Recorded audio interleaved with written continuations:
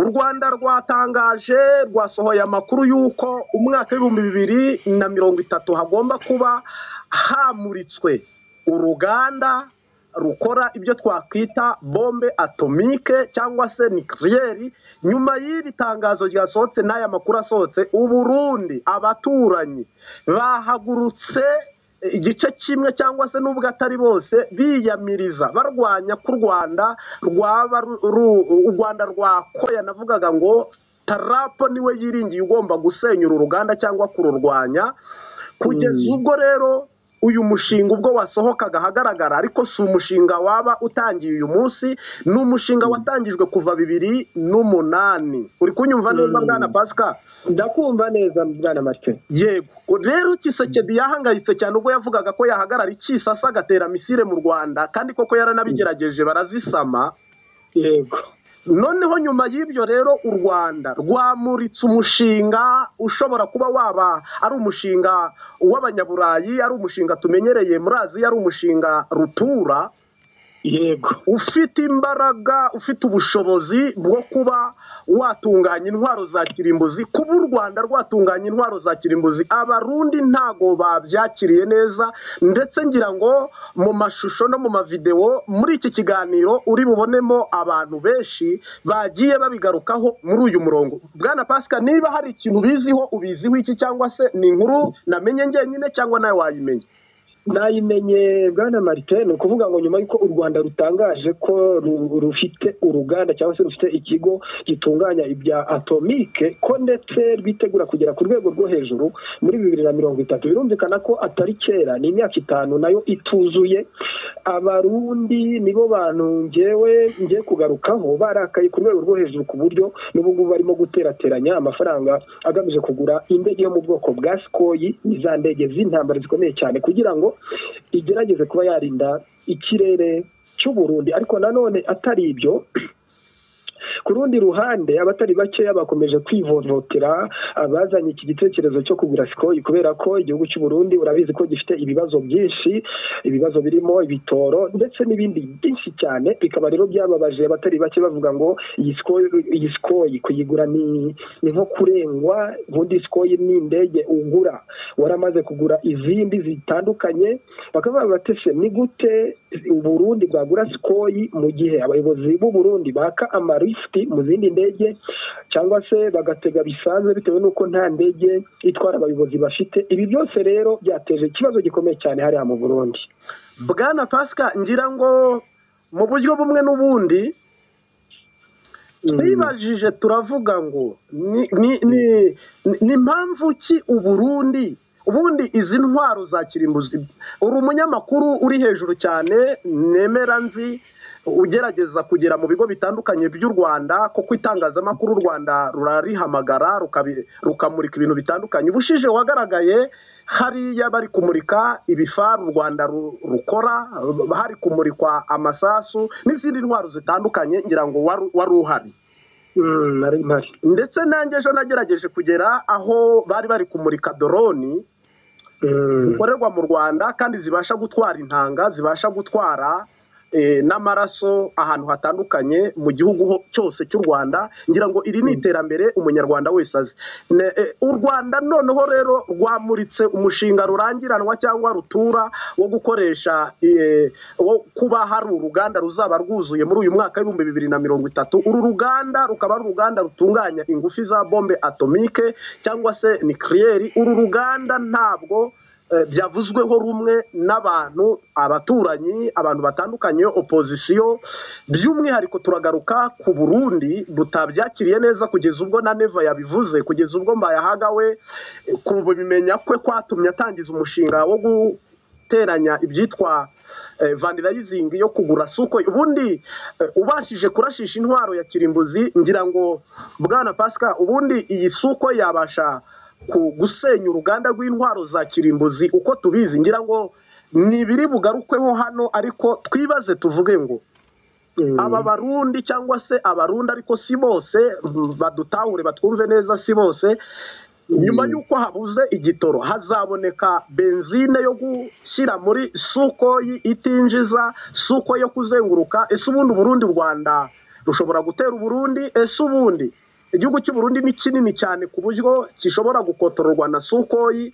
Uburundi nibwo bukene bufite bwihutirwa bagomba kugura Sukhoi, koko hari igihugu gishobora kubatera umwanya n'umwanya bakaba bakifashisha iyi Sukhoi? So ubundi Sukhoi izarasa intwaro, Abarundi bafite intwaro koko bagomba kurashisha bakoresheje Sukhoi, cyangwa nabo baba bafite uruganda nta wamenya rucura izi misile? Koko Sukhoi ntabwo irasa amasasu ya Kalashnikov, Sukhoi iterura misile ziremereye ziri ku rwego rwo hejuru. Uburundi buzagura Sukhoi bufite n'intwaro Sukhoi izaba iri kurasa? Sukhoi izacunguye umutekano? Hari radari izakorana n'iyi Sukhoi? Burundi bufite icyogajuru gishobora kuba kiri gukorana n'iyi Sukhoi? Koko Sukhoi si ukuyigura gusa ngo isirikire cyangwa ikorosinge, hari ikoranabuhanga rigomba kujyana nayo, hari ubushobozi bwayo bwo kuyikorera atorotsie ya buri munsi kugira ngo itaba pararize. Ngira ngo n'umushinga uremereye Apotre Mbayahaga yatekereje, ariko akaba n'intumwa ya perezida mu itangazamakuru. Ngira ngo rero Bwana Pascal, ni ikintu wagaruka ukaza gusobanura ku buryo bwimbitse, nanjye mu byo nzi cyangwa se shoboye nkagufasha, ariko waza kugisobanura mu buryo bwimbitse ugasobanurira Abarundi n'Abanyarwanda uyu mushinga w'u Rwanda rutura, ariko ababanyi n'abaturanyi batishimiye basabye ko ugomba guhagarikwa bitarenze, kandi ugomba kuba waferimwa cyangwa se bawustopinga mu buryo bwihutirwa. Mbese ni ikintu cyaguye mu matwi yabo, bacyamaganira kure cyane. Ngira ngo rero Pascal, twaguha umwanya rwose uhagije urambuye ukabwiriza abantu ukuri, cyane ko imbuga nkoranyambaga nyinshi nk'umunyamakuru w'indashyikirwa wanashimiwe wahembwe, waduha amakuru arambuye, twese tuguteze yombi Bwana Pascal. Yego Martin, ngira icyo wavugaga cya Sukhoi, niba kugura Sukhoi ari cyo kintu cyihutirwa kurenza ibindi, cyangwa se ari cyo kintu ari Sukhoi izatanga umutekano ku gihugu cy'u Burundi, nahita mbaza uwo ari we wese asubize mu mutima, bajye no muri comment badusubize. Ndabaza ikibazo kivuga ngo ese u Rwanda ruhagarika ibisasu byatewe biva muri Kongo, ibisasu bigera mu 160, ni Sukhoi yabihagaritse? Icyo ni ikibazo wari wese yasubiza. Ni ukuvuga Sukhoi ntabwo ubundi Sukhoi ikoreshwa mu ntambara, ntabwo irinda igihugu, kubera ko Sukhoi irasa ibisasu biremereye bicukura bikagera muri metero nyinshi.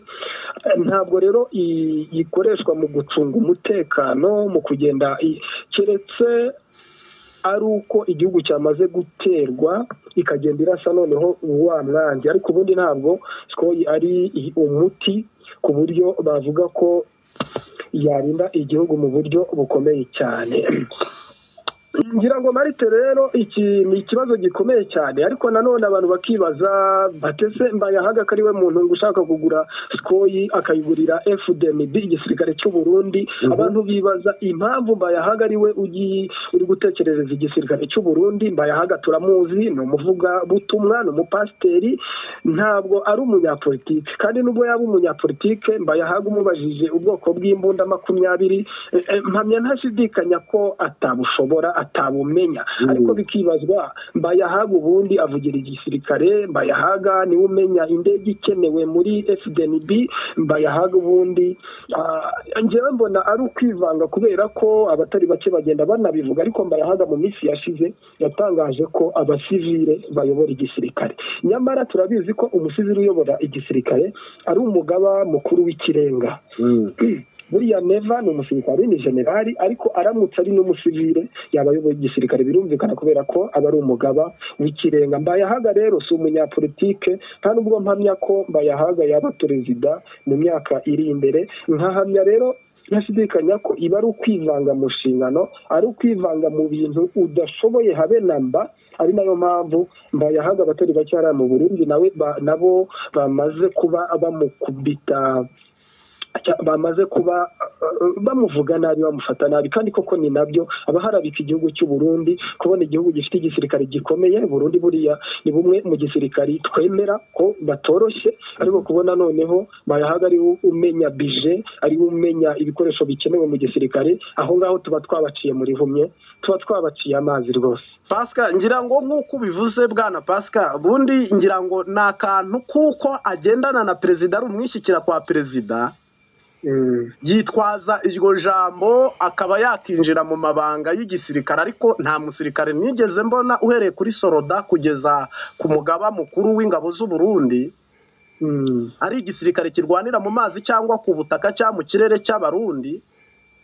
Sindabona hari n'umwe wagiranye ikiganiro n'uyu mupasitoro w'umuvugabutumwa ngo nibura bayage cyangwa se baganire ku bijyanye n'iterambere ry'igisirikare cyangwa n'ubukene bwacyo. Mpamya ko uyu sinumva ukuntu atekerereza igisirikare akagipangira bije cyangwa se akakibonera imboni y'ahazaza hacyo ari umusivili. Ngira ngo wanamugani wawe kwaba ari uburyo bwo kuba yasuzuguza igisirikare cyangwa agatuma igisirikare cy'abarundi giteshwa agaciro kandi cyari igisirikare kiyubashye kinakomeye. Ariko iyo pasiteri ageze igihe abona ko igisirikare gikenywe, ati igisirikare gikenye Sukoyi kamemu, igisirikare gikenye ibibura, hari n'ibindi byo yavuze n'ibiriya, ariko igisirikare ntabwo pasiteri atekerereza igisirikare, yaba yatambikiriye.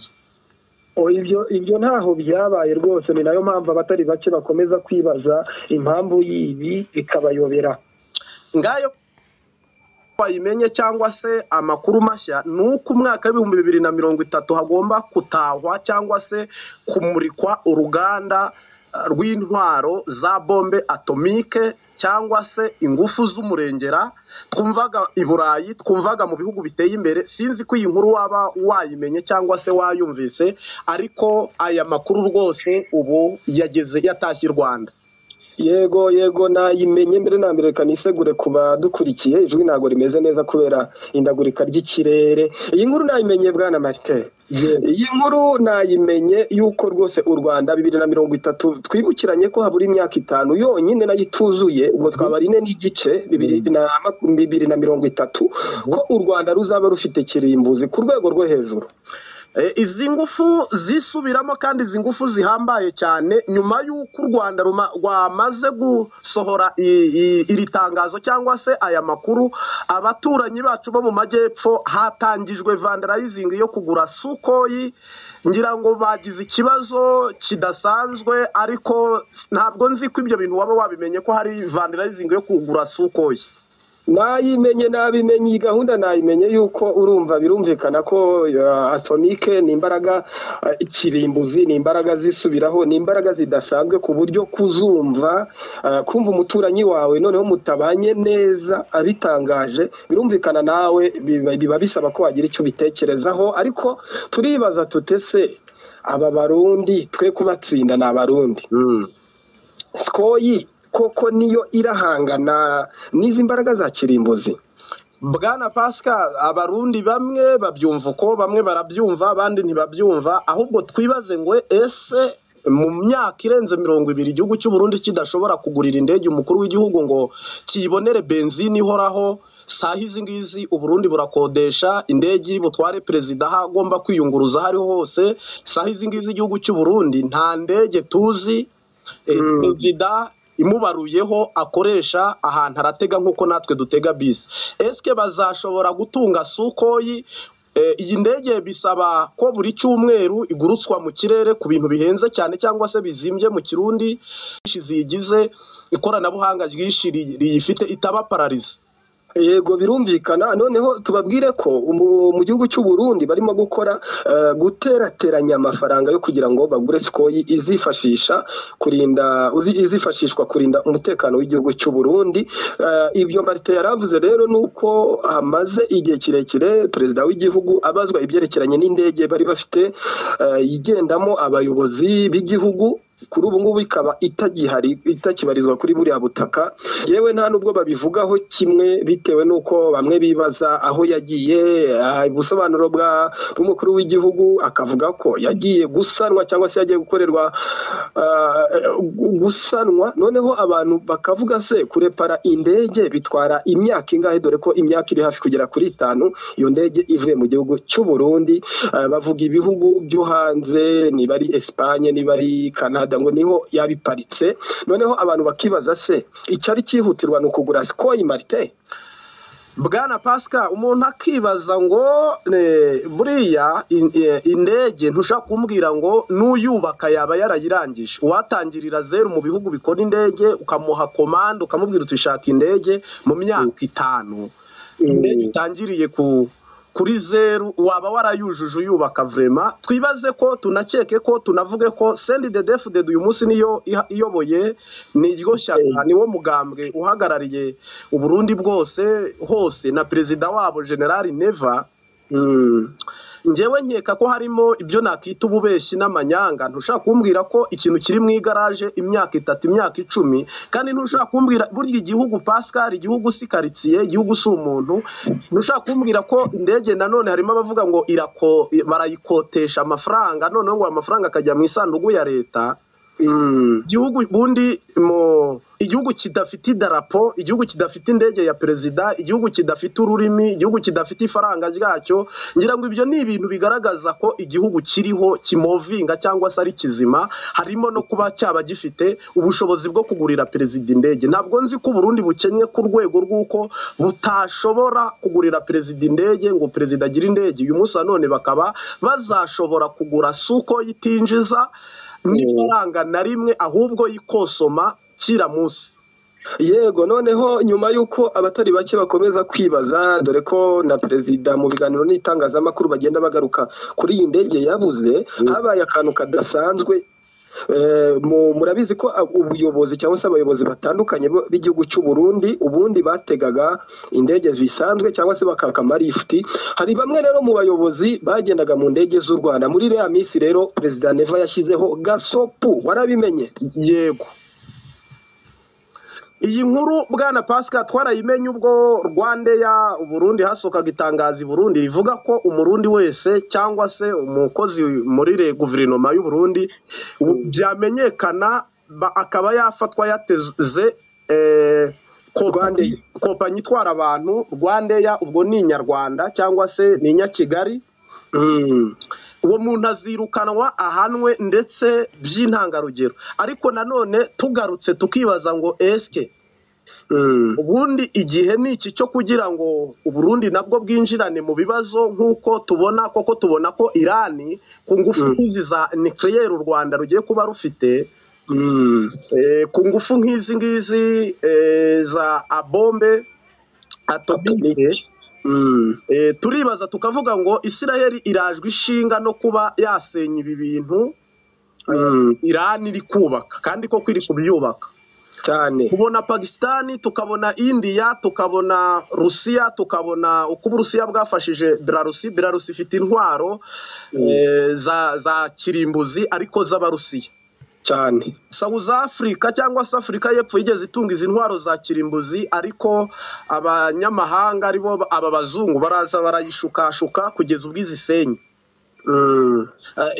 Kandi uru ruganda ntabwo nanone twavuga ko ruba rufite ubushobozi bwo gukora intwaro za kirimbuzi, ariko ntabwo ari byo gusa ubundi rukora, ahubwo havamo n'ubushobozi bwa Korea intambi.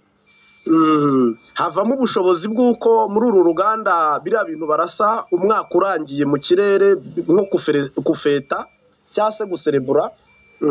Umwaka urangiye biriya bishashi ubona bizamuka mu kirere. Ntabwo uru ruganda rukora ibintu byinshi, ariko ahanini bikanavugwa ko rushobora no rwafasha igihugu mu iterambere mu buryo bwo gutanga ingufu z'amashanyarazi nazo z'umurengera nk'abantu bafite ibihugu binini nk'Uburusiya, nk'abantu bafite ibihugu binini nka Canada ndetse n'ibindi bihugu. Bivugwa rero ko renda turaza tugaruke no kuri Kongo, ariko n'u Burundi turabugarukaho kuko havuzwe byinshi nyuma y'uko u Rwanda rutangaje ko hari uruganda rwatangijwe kuva mu mwaka w'2008 rukora cyangwa se ruri gukora.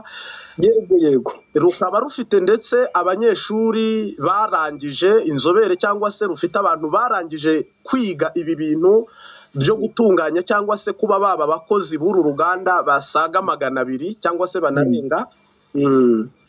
Biravugwa rero ko nyuma y'uko iri tangazo risohotse ryo muri 2020 ryo muri 2030, yego, ariko rikaba ryasohotse umwaka w'2025, yego, muri uku kwezi kwa gatandatu.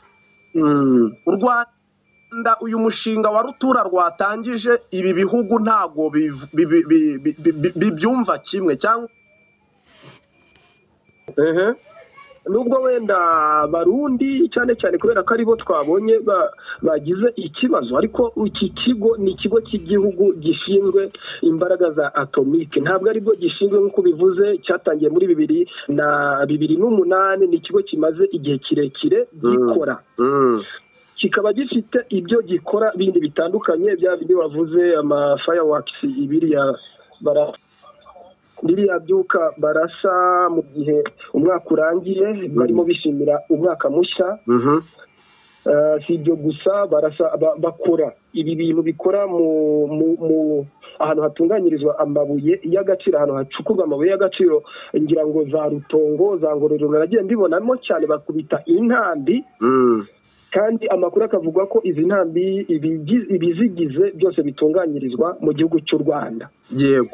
Si ibyo gusa, byerekeranye n'umutekano, igihugu cy'u Rwanda urabizi ko muri iriya minsi hamuritswe intwaro, ni ukuvuga ngo mu Rwanda hakorerwa ibifaro, intwaro zihambaye, nta nubwo wenda ari imbunda zikiriritse. Ibi byose rero bivuze ko ku baturanyi babifata nabi, ariko ngira ngo nk'uko wabibonye, u Rwanda ntabwo rukunze kwigaragaza cyane nk'ibindi bihugu duturanye, kubera ko ntabwo wambwira ngo twabonye herekanwa ibifaro, ntabwo wambwira ngo wakora uruganda rw'intwaro ngo bahere ku bifaro, bahera kuri Kalashnikov cyangwa se izi mbunda ziciriritse, bagahera kuri pistoli. Ntabwo uruganda rw'intwaro rushobora guhita ruhera ku bifaro.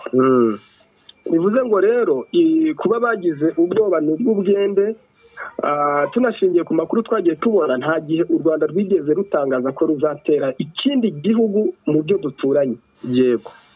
Ahubwo twagiye tubona inshuro nyinshi nk'abarundi bavuga ko bazadutera, perezida wabo urabizi ko abivuga buri gihe inshuro nyinshi. Ari nayo mpamvu u Rwanda ruhora rwiteguye, bitewe n'uko Marite ubaka akanya nk'ubwiye ngo nzakwica, ntabwo waryama ngo usinzire. Yego.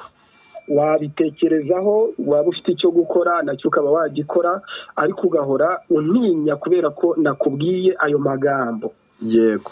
U Rwanda rero kuba tutarigeze tubona bavuga ngo tuzatera iki gihugu na kimwe ntibirabaho, ibyo ni ibigaragaza ko bifite izi ntwaro nubwo zakorwa, bigaragara ko u Rwanda rutazikoresha, kubera ko n'urwo nizo rufite kugeza ubu ngubu, ntabwo rwigeze ruzikoresha mu gutera ikindi gihugu, mu kwangiza umutekano w'abaturanyi. Yego.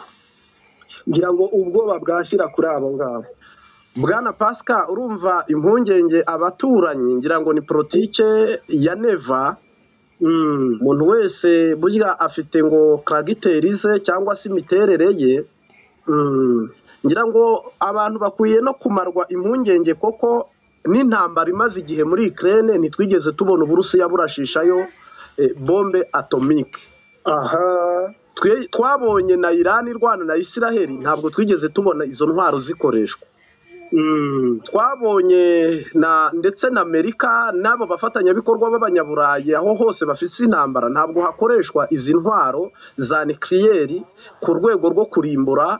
Koko ni intwaro Pascal, uretse ko hazimbye, buriya mpamya ko u Rwanda nk'uko ubivuze rwakoze byinshi, ntabwo rukunda kubishyira ku karubanda. Ariko mpamya ko u Rwanda rufite ibintu byinshi ruri gukora, ruri gutegura, twe tubimenya yenda bisohotse babitubwiye. Ntabwo tujya tubona niyo habaye umunsi w'ubwigenge cyangwa umunsi w'intwari cyangwa se mukarasisi, ntabwo u Rwanda rukunda kumurika ibintu byose habamo. U Rwanda mbese rufite ibanga, harimo sokera ukuntu cyane. Mu byo icyo narishatse kuvuga rero no kumvikanisha nuko usanga uru ruganda nk'abanyarwanda muri East Africa, muri EAC, muri SADC, muri Afrika yose, ibihugu 54 kontine ya Afrika yose, u Rwanda ruteye imbere kuri urwo rwego, rubufitiye ubushobozi. Urumva ko rwohereje abanyeshuri barasohoka. U Rwanda ruri gukorana n'Uburusiya muri uyu mushinga, kandi bimaze igihe bafitanye ayo masezerano basinyanye yo gufata mu bufatanye bw'Uganda cyangwa se mu bya gisirikare. Yego, so Uburusiya gusa ni ibihugu bigiye bitandukanye, kuko urabizi ko u Rwanda n'imibanire n'ibindi bihugu byaba ari bikomeye, byaba biri ku rwego byarwo. ni ikintu gikomeye cyane, ikintu bazi mu mibanire mpuzamahanga n'u Rwanda na viza ntabwo u Rwanda rwishyuza viza, mbese rwafunguye amarembo ko umuntu wese ushaka, kandi ni igihugu gitoya, ushaka iterambere yerekeje mu Rwanda bamwakiriza amaboko yombi. Ngira ngo rero rukaba rufitanye n'amasezerano na Budabi, rukaba rufitanye amasezerano n'Abadage, rukagirana amasezerano na Amerika, byose ni amasezerano ashingiye kuri uru ruganda cyane. Abaturanyi rero ngira ngo ntabwo byabaye bibagwa neza ubwo amakuru yagwaga mu matwi ya Mbayahaga, nubwo watabigarutseho ngo avuge ko ariyo mpamvu atangije fundraising, nubwo yenda Neva nawe atigeze abigarukaho ngo abivuge. Neva akunda kuvuga buri kimwe cyose, ariko iki ntiyakivuzeho. Ashobora kuba yarabinyujije muri Mbayahaga, akaba ari we muvugizi w'ububanyi n'amahanga mu itangazamakuru, ariko dukurikije uko tuzi Neva ntabwo hazashyira icyumweru atabivuzeho. Nanjye ndakeka ko Neva azagaruka noneho avuga ati koko yajyaga avuga ko u Rwanda mu karere mu gihe Uburayi, Amerika yaratabaje umuntu wese ati nimutubabarire mukureho ubutegetsi bwa Kigali, abanyarwanda tubabohore baraboshye.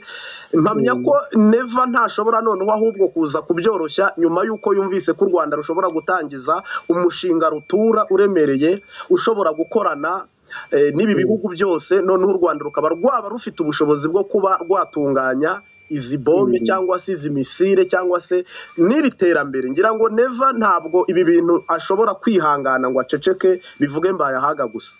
Yego, ariko nanone buriya mu babisesengurira hafi, burya kuvuga kwa Mbayahaga ntaho bitandukaniye na Neva. Yego, kuba Mbayahaga avuze bivuze ko ari Neva ubuvuze, dukurikije ibyo tumaze iminsi tubona. Kandi nanone Bwana Pascal, twibukiranye dusubiye inyuma mwo gato, uruganda rusanzwe rukora, rutunganya, rumovinga, ni ruzima uruganda ruriho, ahubwo hano hazamurikwa ubushobozi bwarwo cyangwa se ibikorwa byarwo ku ruhando mpuzamahanga n'isi yose. Ngira ngo uru ruganda kandi nabwo biriya bintu buriya ibintu bigorana ni nk'aya materemusi abibika, amateremusi abika izi ngufu, uko kurabona ni ibintu bafata cyangwa se nk'abantu bazi ibicuba, sinzi uko twabagereranyiriza, abantu bazi ibicuba bitwara amata. Reka tuvuge teremusi, wenda nibwo barahita cyangwa se teremusi. Izi mbaraga ziba ari utuntu twishi cyane twabara nk'amabiya, ufashe nk'ipaki ya biya, noneho ukarundamo imbere muri teremusi. Iriya teremusi ikaba ifite ubushobozi bwo kuba, niba ari ingufu ari teremusi ishinzwe gukonjesha, niba ari teremusi ishinzwe gushyuhisha, cyangwa se n'ubushyuhe budashobora guhindagurika. Ikintu kibibitse kigomba kuba gifite ubushobozi budahindagurika mu buryo bwo gukonja cyangwa gushyuha. Ngira ngo nibyo bintu byatinze kubakwa cyangwa se byaba biri kubakwa. Bateganya ko mu myaka 5 izi firigo cyangwa izi konjerateri zaba zimaze kuba zifite ubwo bushobozi bwo kubibika, noneho bikaba bifasha urwego rwo gukorera u Rwanda rwamurika ibikorwa bigaragara cyangwa se bihari. Ni ibikorwa biri ku rwego rwo hejuru, naho ibindi byo birakorwa kuko amakuru tugenda tuyabona. Mu Rwanda dufite byinshi tugenda dukora, ni n'ikintu gikomeye cyane, ni kudeshapo ku bayobozi b'u Rwanda, ndetse tukavuga ko bagira igenamigambi rihambaye riri ku rwego rwo hejuru, kubera ko hari ibikorwa byinshi twagiye tubona bitandukanye, ibikorwa by'ikoranabuhanga biri ku rwego rwo hejuru. Ubu mu Rwanda dufite interineti ya 5G, nyuma y'igihe gitoya igezweho mu Rwanda twahise tuyigira. Utari ibyo urabyibuka imyaka ishize dukoresha drone mu bijyanye n'ubuvuzi, mu bijyanye no gutwara ibintu bitandukanye. Bitari ibyo mu Rwanda tugiye gutangira gukoresha ingendo zo mu kirere ariko hatifashishijwe indege, ahubwo ari utuntu tw'utumodoka turi ku migozi. Mu minsi mike biraba byageze. Ibi byose rero bigaragara ko u Rwanda rugira igenamigambi riri ku rwego rwo hejuru, ku buryo tutakwirengagiza ko iyi atomike nta gitangaza kiyirimo. Bwana Pascal, nk'uko wari ubigarutseho, ndetse ejo niba waratembereye mu imurikagurisha riri kubera hano mu Rwanda, bamuritsemo doroni zipingi, zifite ubushobozi bwo gutwara amaraso, intanga, kandi mu gihugu cyose cyangwa se hose. Mu imurikagurisha rero ngira ngo niba warahageze, njye narahageze ndayireba neza, tuvugana n'abantu babishinzwe cyangwa se babikoramo, n'abanyarwanda rwose, ntabwo ari abazungu bari bazizanye, nta nubwo ari abarabu, nta nubwo ari abashinwa. Urumva rero u Rwanda tugarutse nk'uko wari ubivuze, dushimiye nyakubahwa perezida wa Repubulika Paul Kagame ku ruhembe cyangwa se ku isonga twagiriyeho umugisha, ukaba ureba ari nayo mpamvu natwe twari tubigarutseho. Pasika mu myaka 30 u Rwanda nyakubahwa perezida wa Repubulika arubohoye cyangwa se Imana imukoresheje rukibohora, hari ibintu byinshi twashima u Rwanda rwagezeho, ari nayo mpamvu turi kwibaza ikiza gukurikira nyuma y'iri tangazo ryasohotse, y'aya makuru yasohotse. Eske natwe tugiye kuba muri za ntambara nk'iziba muri ibi bihugu byo hanze bya Aziya, by'Uburayi, usanga igihugu kimwe gifite nucleaire ikindi kidazifite, noneho ugasanga hari intambara idatuza idashira. Tubyitege ko Kongo igiye gufata umwanya wo kujya nayo ihora isakuza ivuga iti u Rwanda, uru ruganda rugomba gusenyuka, uru ruganda ntiturwemera. Uburundi bukavuga ati uru ruganda ni rusenyuke, ntabwo tubyemera. Ubugande buti ni rusenyuke, ntabwo tubyemera. Kenya nayo ikagaruka ikavuga iti ntitwemera ko u Rwanda rugira intwaro za nucleaire cyangwa se bombe atomike. Eske natwe tugiye kwinjira muri uwo mujyo n'intambara za buri kanya zo kugira ngo ibihugu duturanye bidafite ubwo bushobozi cyangwa bitabashije kugera ku ubwo bushobozi natwe bitangire gusenya uru ruganda, cyangwa se twitege ko bazadushyigikira cyangwa bagashyigikira u Rwanda? Oya, ngewe ntabwo mbyemera gutyo, kubera ko nkurikije uburyo bigenda no mu bindi bihugu, dusanga ahubwo igihugu gifite atomike aricyo gishyira igitsure ku bindi bihugu. Ni ukuvuga ngo u Rwanda nirwo rwagakwiye kuba ahubwo nyuma y'uko ruyigize rubwira bya bihugu bindi bituranye ngo twanze ko namwe mukora atomike. Ariko dukurikije amateka y'u Rwanda ntabwo bishoboka, kubera ko ntabwo u Rwanda rutera rwose. Turabizi ko tumaze imyaka myinshi dufitanye ibibazo n'abaturanyi. Nta na rimwe, murabyibuka ko no mu minsi yashize umuvugizi w'igisirikare cy'u Rwanda Brigadier General Ronald Rwivanga yabwiye itangazamakuru ko nta gahunda n'imwe u Rwanda rushobora kugira yo gutera igihugu kindi.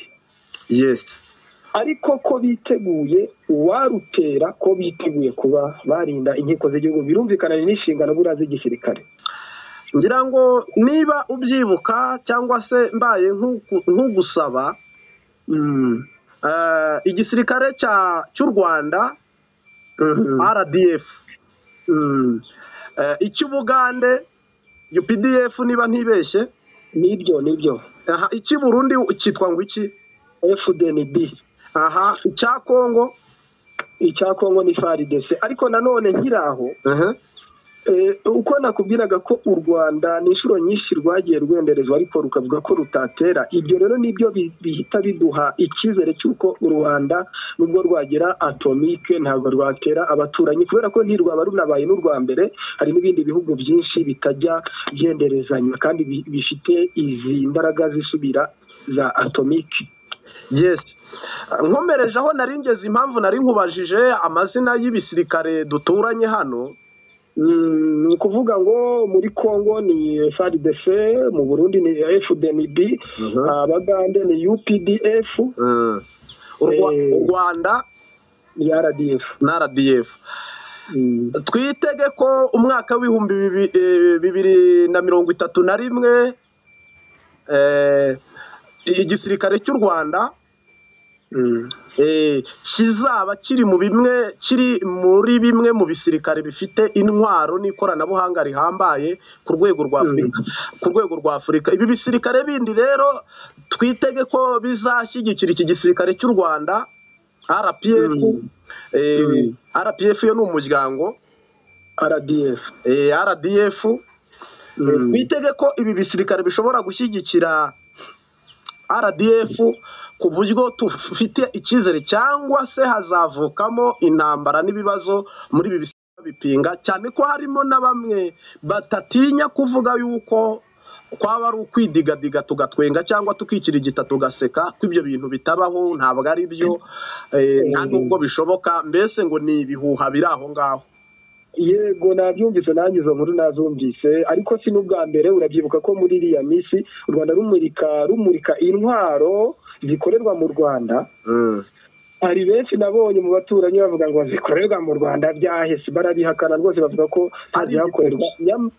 Nyamara uruganda aho ruri turahazi, aho sare bamurikiyemo tuzi aho iri. Ngewe ndagira ngo nkubwire ko nahigereye nkareba ibikoresho bihakorerwa.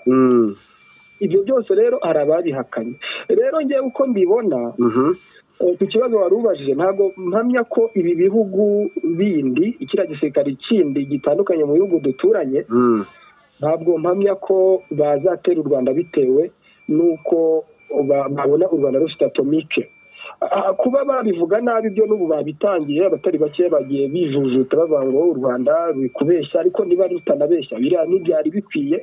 Ariko mpamya ko ari ukubivuga gutyo gusa bikarangira, kubera ko mu bihugu twegeranye dufitanye ibibazo, icyagerageje gutera u Rwanda ni Kongo. Urabyibuka ko mu minsi yashize byabaye. Yego, ari nabwo twabonye Bwana Pascal igisirikare cy'u Rwanda RDF cyashoboye gukoresha ubwirinzi bw'ikirere gipfubiriza ibisasu bitari bikeya mu karere ka Rubavu, mbese hakoreshejwe ubwirinzi bw'ikirere. Biriya bintu ntabwo abanyarwanda bose bari babizi ko bishoboka ko bihari, cyane ko uri kubona nuko SADC iri gutaha ziriya ntwaro zose, ngira ngo ni inkoni zari zaciwe zigomba gukubita u Rwanda. Yego, icyo rero nicyo naringezeho mubwira ko kuba u Rwanda rwaragerageje kuzimya biriya bisasu, kubifata, kuko ngo hari hatewe ibisasu 160, ibyagerageje kwinjira ku butaka bw'u Rwanda ni ibisasu 5, ari nabyo byatumye abaturage bagera muri 15 bahasiga ubuzima. Ibyo rero byagiye bigaragaza ubushobozi bw'igihugu cy'u Rwanda, kubera ko ibisasu byose byatewe nka 90% byarafashwe, ariko u Rwanda ntabwo rwigeze rutera igisasu. Ibi bivuze ko rero ibingibi amahanga yose yarabirebaga, ibihugu duturanye barabirebaga, bivuze ko n'uwaba afite igitekerezo cyo kuba yatera u Rwanda yahise agisubiza kure, kubera ko mpamya ko ntabwo ushobora kugura ibisasu bimiri bindi Marite. Ntabwo bibaho ko wafata amafaranga ugura ibisasu bimira ibindi ari byo byonyine utunze. Bwana Pascal, urumva twavuga ngo ni inkuru nziza ku banyarwanda, ni n'umugisha, ariko dushimiye abafatanyabikorwa bose n'ababigizemo uruhare, ariko tunabwira abantu ngo nta nubwo ari ibyo gusa, ahubwo hari izindi ngufu ziteganya gukoreshwa z'izuba, hari izindi ngufu zo muri gaze ziri gutunganwa. U Rwanda si uwo mushinga gusa, ahubwo u Rwanda rwo bigaragara ko muri bije yarwo, bigaragaza ko mu murongo warwo ntabwo ari icyo gisata gusa kizamuwe, ahubwo ibisata hafi ya byose ubona ko ntabwo u Rwanda rushyize imbaraga aho gusa, ahubwo nuza muri minisiteri zose urasanga ko zashyizwemo imbaraga cyane rwose. cyane rwose, ni mu ngeri zitandukanye, izo uvuze n'izindi tutavuze. Shyiraho n'ibikorwa remezo. Ndakubwira ko muri Kigali bagiye gutangiza umushinga wo kubaka imihanda igezweho itandukanye na ya yindi twabonaga. Ibyo byose rero ni ibigaragaza ko u Rwanda ruba ruri kure. Hanyuma cya kindi nakubwiye ko u Rwanda rutaba rufite ibisasu bisa n'ibindi byonyine, rudafite ubushobozi bundi, kiranajyana no kuba u Rwanda ruteganya kugira atomike. Ntabwo bibaho ko wagira atomike bisasu bya kirimbuzi udafite izindi ntwaro zihambaye ziri ku rwego rwo hejuru. Yego, ibyo rero ni ibigaragaza ubushobozi bw'igisirikare cy'u Rwanda, ni ibigaragaza iterambere ry'u Rwanda mu myaka iri imbere. Yego, ubwo urumva bajya bavuga ngo ejo heza h'igisirikare cy'u Rwanda, h'umutekano w'u Rwanda, ejo heza h'amashanyarazi akomoka kuri nucleaire, ejo heza h'u Rwanda h'imihanda ikoreshwa tutudege tugendera ku migozi mu buryo bwo mu kirere. Nabonye perezida uwo mushinga awutangiza. Ni vuba cyane, turaba twatangiye hano muri Kigali, ngira ngo nta nubwo bimara amezi 3. Uzajya uhagarara Bishenyi, hajya Bishenyi uba ugeze i Kanombe Kabuga. cyangwa se Kabuga, uhagarara i Kabuga uba ugeze hano i Shyorongi, uhagarara i Jari uba ugeze Nyanza ya Kicukiro cyane mu buryo bukoroheye, mbese kandi tuba tubisikana neza cyane. Urumva rero twabashimira Bwana Pascal, urumva ni byiza cyane, ni n'umugisha, ndetse dushimira n'abadukurikiye twerekeza no ku musozo. Ngira ngo twari turi kubabwira iyi nkuru nziza ku Rwanda, twe twayakiriye neza, turanayishimiye, tunashimira ingabo z'igihugu, polisi, by'umwihariko access nyakubahwa Perezida Paul Kagame, by'umwihariko n'umunyarwanda ahari hose. Tunashimira abaturanyi, nubwo twavuze mu baturanyi si bose, harimo abaturanyi bashyigikiye iterambere ry'igihugu, harimo abaturanyi bishimiye ko u Rwanda rutera imbere, cyangwa se umugabane wa Afurika, cyangwa se Afurika yibohora, kandi Afurika nshya, Afurika mu murongo mushya. Twifuriza abo bantu bose kuramba no gukomera no kuzabibonesha amaso bakanabibamo ari ibyabo, nibyo, kandi bikazaduha amahoro atugeza mu iterambere ryo kuba natwe twavuga ngo Afurika ihindutse nk'Uburayi, cyangwa ihindutse nk'Amerika, cyangwa se Afurika ifite ubushobozi nk'ubwa Aziya cyane. Naho n'impamvu twebwe hahora intambara nuko nta bushobozi nyine bw'intwaro zigezeho, nta nganda z'ubuvuzi, nta nganda z'intwaro, nta banyabwenge, nta bahinga bateye imbere. Ariko urumva ko u Rwanda rwamaze gutera intambwe muri ibyo bintu, rwose twarushimira. Nibyo, ngira ngo rero twashimira badukurikiye. Twavugaga ku ntwaro cyangwa se ku mbaraga za atomike zirimo gutunganywa mu Rwanda. Hakaba hari umugambi w'uko muri 2030 bazaba bageze ku rwego rwo hejuru, basa nkaho mbega bari kurangiza icyiciro gisoza ziriya mbaraga za atomike, hazamo ibikorwa bitandukanye, haba ari kuzibyaza amashanyarazi, haba ari kuzibyaza ibisasu, ndetse n'ibindi bitandukanye. Tukababwira kandi uburyo bamwe mu baturanyi bagaragaje imbamutima zabo uko bakiriye iki gikorwa. Bwana Pascal, turashimiye buri muntu wese. Imana imurinde, Imana iha umugisha n'amahoro u Rwanda n'ibihugu bya Afurika byose, by'umwihariko Burundi n'ibindi bihugu tuvuga ururimi rumwe tunaturanye. Nawe tugusabira umugisha, tunakubwira ngo ugire ibihe byiza n'umunsi mwiza, ugomeze gukurikiranira amakuru 5 kuri 5, muzajya mutubwira bishyashya. Yego, murakoze cyane.